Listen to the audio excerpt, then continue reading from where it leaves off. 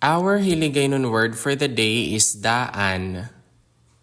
The Hiligaynon word daan means old, ancient, antiquated, used, worn, out of date or fashion, behind the times, primitive or archaic.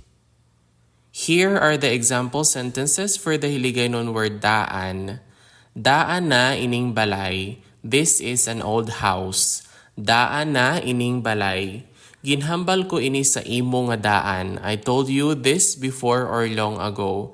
Ginhambal ko ini sa imo nga daan. Mga daan na kita sa kalibutan. We are long time in the world or we are getting old. Mga daan na kita sa kalibutan.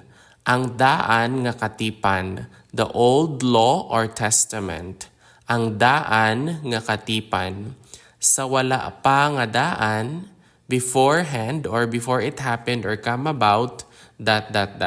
Sa wala pa nga daan, wala sila nagpahibalo sina sa akon nga daan, kundi karon lang.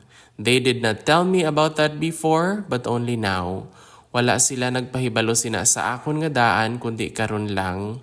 Sang daan nga mga tinuig, daan man ang mga batasan. In the ancient time, there were also ancient customs. Sang daan nga mga tinuig, daan man ang mga batasan. Ang daan ko nga panapton, may old or worn out clothes. Ang daan ko nga panapton.